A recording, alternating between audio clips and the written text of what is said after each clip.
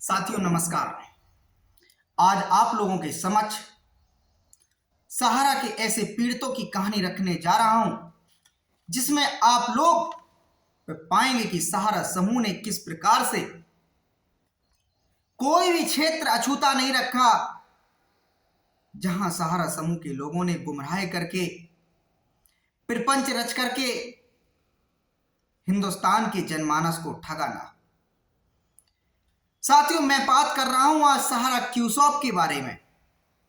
सहारा क्यूसॉप वह क्यूसॉप नहीं जिसमें सहारा रियल एस्टेट हो, जिसमें सहारा हाउसिंग के सर्टिफिकेट को कन्वर्जन कर दिया गया हो, उस क्यूसॉप की नहीं, सहारा क्यूसॉप प्रोडक्ट की, यूनिक प्रोडक्ट की, सहारा के खुदरा व्यापार की, सहारा के रिटेल व्यापार की, सहारा के किराना व्यापार की। साथियों आश्चर्य होगा आप लोगों को कि किस प्रकार से हिंदुस्तान की सेलिब्रिटियां,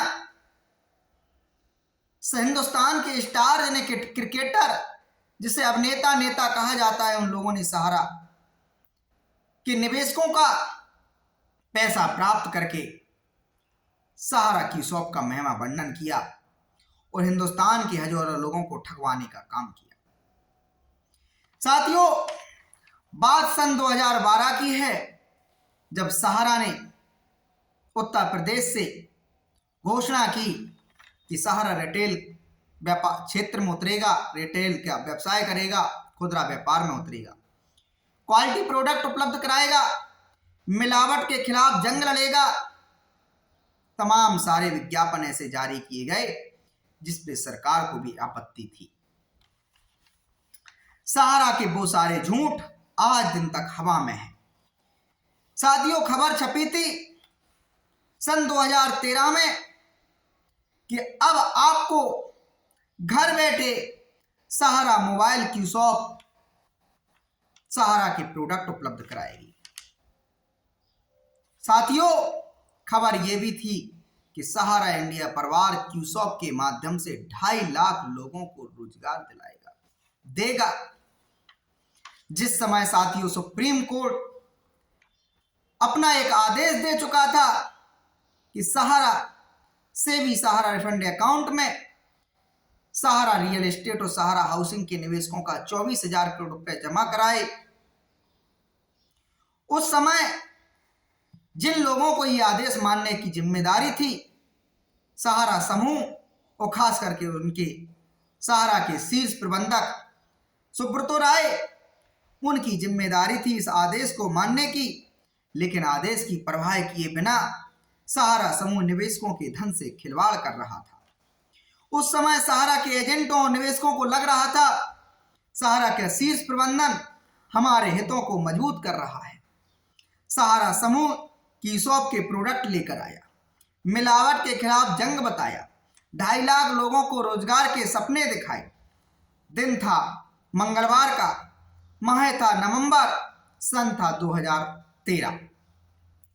सहारा प्रमुख ने अपने रुतबा दिखाने के लिए, जलवा दिखाने के लिए 1 से 81 मोबाइल क्यूसॉप को यानी 1 से 81 गाड़ियों को हरी झंडी दिखाकर खाना किया और सुब्रत राय ने दावा किया कि 1 से 81 मोबाइल शॉप दिल्ली, उत्तर प्रदेश, हरियाणा, राजस्थान और बिहार में सहारा क्यूसॉप के प्रोडक्ट घर बैठे उपलब्ध कराएंगे। दावा किया 2014 तक इनकी संख्या 500 हो जाएगी। मार्च 2014 तक इनकी संख्या 500 हो जाएगी। दावा हुआ कि देश में सहारा क्यूसॉप के 4 से 25 शहरों में सहारा क्यूसॉप के 1057 स्टोर हैं। इसके अलावा साथियों दावा हुआ 2015 तक सहारा क्यूसॉप 30,000 अपने स्टोर को खोलेंगे। 30,000 क्यूसॉप पर 2.5 लाख लोगों को रोजगार देंगे। इनमें 27,000 ऑफिसर ग्रेड के पद होंगे। 27,000 ऑफिसर ग्रेड के पद होंगे। वर्तमान में 70 करोड़ का टर्नओवर बताया गया था। देश में 150 स्थानों पर 8 श्रेणियों में 895 उत्पादों का निर्माण कर रहा है। 5 जनवरी 2000 को ये भी खबर छपी थी कि खाद्य सुरक्षा एवं मानक अधिनियम के तहत सहारा को नोटिस भेजा गया है। खाद्य सुरक्षा विभाग ने 6 क्रिकेटर और 2 फिल्म स्टारों के नाम व पते मांगे हैं। इसके अलावा साथियों, अप्रैल 2013 में गिनीज वर्ल्ड रिकॉर्ड में प्रवेश किया और रिटेल ब्रांड में एक ही समय में भारत में 315 स्टोर लॉन्च किए। 1 जनवरी 2013 को शाम 5 बजे 315 स्टोर पेश किए गए और इसको मिलावट के खतरे को रोकने का दावा किया गया। साथियों, अब बात कर लेते हैं विश्लेषण की कि इस मामले पर क्या हुआ। इस देश में साथियों बड़े बड़े विज्ञापन, बड़े बड़े होर्डिंग निवेशकों के धन से छापे गए। हमारे आपकी मेहनत की गाड़ी कमाई को पानी की तरह सहारा क्यूसॉक के माध्यम से सहारा समूह ने बर्बाद किया। अफसोस देखिए, जिन्हें हम अपना आदर्श मानते हैं, आइडियल मानते हैं, हमारे क्रिकेटर, हमारे अभिनेता, उन लोगों ने सहारा क्यूसॉक को बहुत प्रचारित प्रसारित किया। विज्ञापन देख लेंगे तो आपको भी आज आपत्ति हो सकती है। आप भी देखेंगे किस प्रकार से ऐसे लगता है कि ये इस संसार में सबसे बड़े समाज सेवी हों।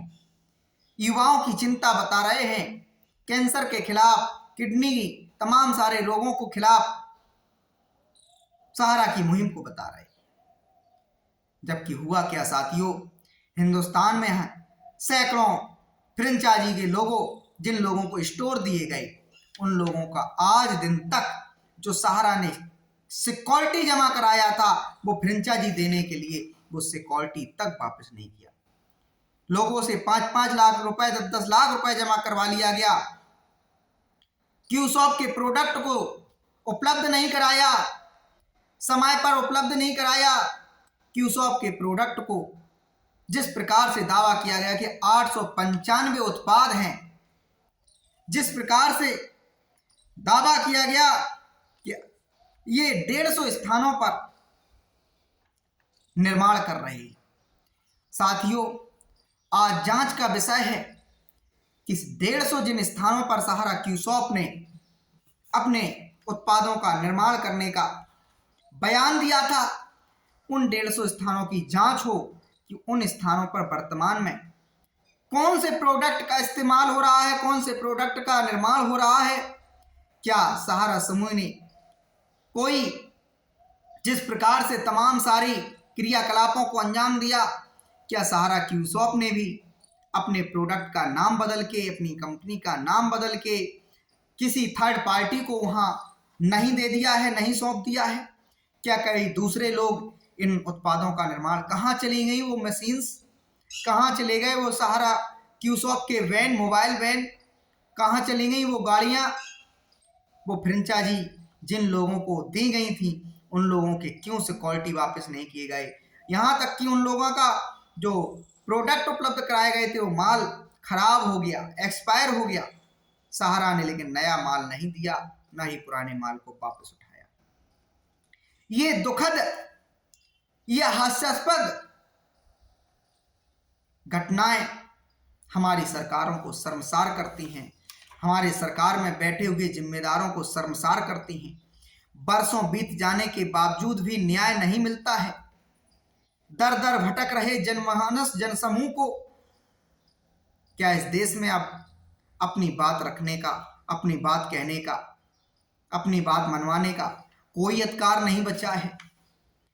जिस संस्थान ने वादा किया, दावा किया, सपने दिखाए कि हम परिवार हैं, हमारे किसी भी प्रकार के आप सदस्य हैं, चाहे आप निवेशक हों, चाहे आप एजेंट हों, चाहे आप अधिकारी हों, चाहे आप सहारा के अन्य जो कारोबार चल रहे हैं उनका आप हिस्सा हों, वो सभी सहारा इंडिया परिवार के अंग हैं।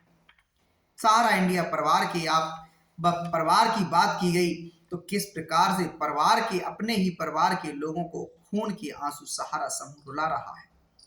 अब दुनिया में छिपा नहीं रह गया है। सहारा श्री सब्रत राय बुढ़ापे की उम्र में हैं। बच्चों को विदेश में शिफ्ट कर दिया है, पत्नी ने विदेश की नागरिकता ले ली है। विदेशों में कहा जाता है कि मैसेडोनिया में आज सहारा का कारोबार फल फूल रहा है। लोगों को यहाँ नहीं पता कि मैसेडोनिया में उस कारोबार को किस नाम से, किस कंपनी के नाम से पंजीकृत किया गया, लेकिन लोगों को इतना जरूर पता है कि सहारा श्री की पत्नी ने विदेश की नागरिकता ले ली है, बच्चों को विदेश की नागरिकता। यहाँ तक कि लोगों को, सहारा के एजेंटों को ये भी जानकारी है, क्योंकि किताबों के माध्यम से, सहारा के द्वारा जो अपनी किताबें छपवाई जाती थी उनके माध्यम से कहा जाता था कि सहारा के का एक होटल अमेरिका के न्यूयॉर्क में है, ग्रास वेंचर लंदन में है। कहा जाता था कि मैसेडोनिया में बड़े बड़े कारोबारों को अंजाम दिया जा रहा है। तमाम सारे प्रपंचों को दिखाया गया। इस दर्द को साथियों आज मैंने आप लोगों के समक्ष इसलिए बयां किया क्योंकि हो सकता है कि इस दर्द को आप भी झेल रहे हो। हालांकि हमें अभी जो चंद लोग मिले थे उन्होंने अपना दर्द बयां किया, कहा कि हमारी लोग सरकार निवेशकों के बारे में बात करती है, एजेंटों के बारे में लोग बात करते हैं, क्योंकि वो बड़ी संख्या में है, अपनी अपनी आवाज उठा रहे, लेकिन हम जो लोगों को फ्रेंचाइजी दी गई थी वो तो चंद हजार लोग हैं। हम लोग कहाँ जाएं, कैसे, हमें कब न्याय मिलेगा? तो साथियों, सहारा समूह ने सिर्फ सहारा की सोसाइटियों के माध्यम से देश के जनमानस को नहीं ठगा। सहारा समूह ने न केवल रियल एस्टेट और हाउसिंग के माध्यम से सर्टिफिकेट का अदला बदली किया, सहारा समूह ने अपने खुदरा व्यापार के माध्यम से भी इस देश के लोगों को गुमराह किया, ठगा।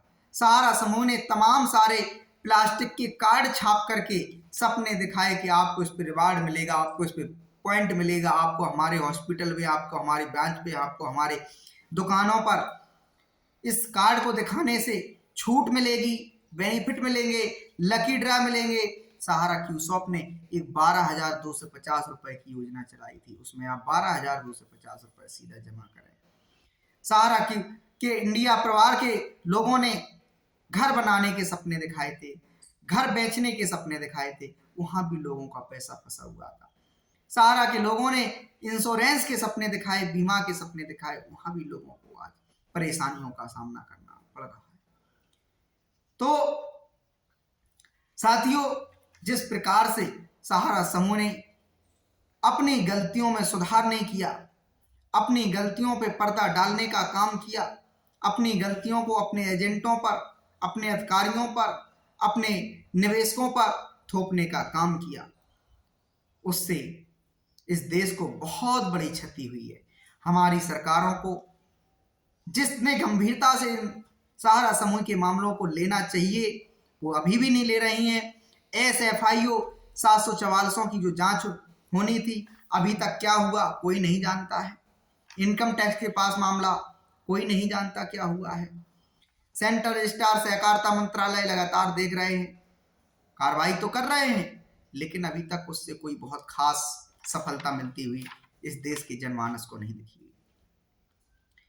सरकार में बैठी हुई संवैधानिक व्यवस्थाओं को, सरकार में बैठी हुई संवैधानिक इकाइयों की ये जिम्मेदारी है कि हिंदुस्तान के सबसे पहले जन समूह के हितों की सुरक्षा करे। इससे बड़ा देखिए, जो भी एक्ट, अधिनियम, कानून, नियम जो कुछ भी बनाए जाते हैं वो सभी के सभी हिंदुस्तान के जनमानस के लिए, जन कल्याण के लिए, राष्ट्र के कल्याण के लिए, राष्ट्र की मजबूती के लिए बनाए जाते हैं। कोई भी एक्ट बना रहे, MB एक्ट क्यों है? क्यों आपसे कहा जाता है हेलमेट नहीं पहनेंगे 1,000 रुपए जुर्माना वसूलेंगे? क्यों कहा जाता है DL के बिना यात्रा करेंगे? ये क्या है? ये यही है, आप हेलमेट पहनेंगे, आपकी बाध्यता कर दी, आप नहीं पहनते तो 1,000 का दंड देंगे, जिससे आपको सबक मिलेगा। लेकिन सहारा समूह को अभी तक कोई दंड नहीं दिया गया। सिर्फ इसका प्रभाव अगर किसी पर पड़ा है तो देश के जनमानस को, जनता को इसका नुकसान हुआ। तो ये बात देश के तमाम सारे जनप्रतिनिधियों तक पहुंचाने का आप लोग काम कीजिए। आप लोगों से मैं अपील करता हूं, अपनी लड़ाई लड़िए, अपने अपने घर, मकानों, पोस्टरों पर लिखिए, सहारा से भुगतान नहीं तो मतदान नहीं। जो सहारा से भुगतान दिलाएगा वही हमारा मतदान पाएगा। तमाम सारे जिलाधिकारियों के पास जाकर के उनसे कहिए कि हमारी पीड़ा को केंद्र सरकार तक, राज्य सरकार तक पहुंचाइए, जिससे हमें बजट उपलब्ध कराया जाए, अंशदान उपलब्ध कराया जाए, राहत पैकेज उपलब्ध कराया जाए। इसके अलावा आप अपने अपने जनप्रतिनिधियों, विधायक, सांसदों के दरवाजों पर जाइए, उनसे कहिए श्रीमान सरकार की जिम्मेदारी इसलिए है क्योंकि ये एक दो व्यक्तियों का मामला नहीं, हिंदुस्तान की बहुत बड़ी आबादी सीधा प्रभावित है, जिसका सीधा सा असर देश की आर्थिक स्थिति पर पड़ रहा है, रोजगार पर पड़ रहा है। लोग अवसाद में जा रहे हैं, तनाव में जा रहे हैं, लोग बिना कारण के बीमार हो रहे हैं। अवसाद और तनाव में जाने के कारण उनके सपनों का चीरहरण हो रहा है। आप लोग इस चीज को राष्ट्रीय आपदा घोषित करा करके इसमें आप लोग अंशदान कराएं, राहत पैकेज दिलाएं, बजट पैकेज दिलाएं। सीधा सरकार अपने एक खाता खुलवाकर वहां से सीधा निवेशकों का भुगतान करना प्रारंभ करे। जांचें, प्रक्रियाएं सरकार करती रहे। आगे सहारा QCOP को अधिकृत करना है, वो सरकार की इच्छा है, वो सरकार की प्रक्रिया है। नीलामी करना है, कुर्की करना है, चलने देना है, नहीं देना है, किसी थर्ड एजेंसी को देना है, किसको सौंपना है, या अपने अधिग्रहण करना है, या किसी मंत्रालय को किसी विशेष अधिनियम को पारित करके सहारा QCOP की या सहारा इंडिया समूह की देखरेख करा लेना है, उनकी चल अचल संपत्ति को कैसे अपने अधिग्रहण में लेना है। इस पीड़ा को जब आप लोग बारंबार सरकार के दरवाजे पर पहुंचाएंगे तो निश्चित ही साथियों सफलता मिल जाएगी। 24,000 करोड़ रुपया सहारा से भी रिफंड अकाउंट में जमा है। इससे प्रारंभ किया जा सकता है निवेशकों की पीड़ा पर मरहम लगाने का। बाकी का व्यवस्था सरकार को जो भी उपलब्ध हो, चाहे वो देखिए इतना पॉसिबल नहीं, इतना आसान नहीं है। अब वर्तमान में 2 से 3 लाख करोड़ रुपया कहा जा रहा है निवेशकों का फंसा हुआ है। तो हम सभी जानते हैं 10 वर्षों में जो आदेश दिया गया था सहारा को या सेबी को, उसको पालन नहीं किया जा सका। अभी तक 24,000 करोड़ रुपए सहारा से भी रिफंड अकाउंट में जमा नहीं कराया जा सका। मूल रकम 15 से 16,000 करोड़ रुपए मात्र जमा कराई गई है। तो कैसे सब इस बात को माना जा सकता है कि 2 से 3 लाख करोड़ रुपए की संपत्तियां जब तत्काल चुटकियों में बिक जाएंगी और निवेशकों को देश की जनमानस की समस्या का समाधान कर दिया जाएगा। उसके लिए बहुत जटिल प्रक्रिया होती है, तमाम बाधाएं उत्पन्न होती, तमाम व्यवधान आते हैं, देश के कारोबारी आएंगे, देखेंगे कि किस क्षेत्र में भूमि है, किस क्षेत्र की संपत्ति है, क्या हमारे बेनिफिट है रहेंगे, क्या हमें इससे सहायता मिलने वाली। तो इन सारी प्रक्रियाओं में यदि आप लोगों को उलझाया गया तो दशकों तक भुगतान नहीं मिलेंगे। हम हाथ जोड़कर विनती करते हैं सरकार से, जनप्रतिनिधियों से, हमारे अधिकारियों से, आप लोग इस देश के लोगों के हितों के लिए काम करने वाले लोग हैं। आप लोग भी अपने देश को प्रेम करते हैं, तो इस प्रेम को चिल्लाने और दिखाने के बजाय इस प्रेम को जमीनी हकीकत पे उतार दीजिए और सहारा के एक एक पीड़ित तो निवेशक है की और सहारा के एक एक एजेंट की पीड़ा का हरण कर लीजिए, जिससे इस देश के अंदर उन्हें भी समानता का अधिकार मिल जाए। जो सामाजिक भेदभाव उनके साथ किया जा रहा है, सहारा के तमाम सारे एजेंटों के साथ दुर्व्यवहार किया जा रहा है, इससे बाहर निकालने का काम किया जाए। बहुत बहुत धन्यवाद। आशा उम्मीद करते हैं कि हम लोगों को ठीक जल्दी सफलता मिल जाएगी और भुगतान सभी निवेशकों के घर घर तक उनके खातों में पहुंच जाएंगे। धन्यवाद।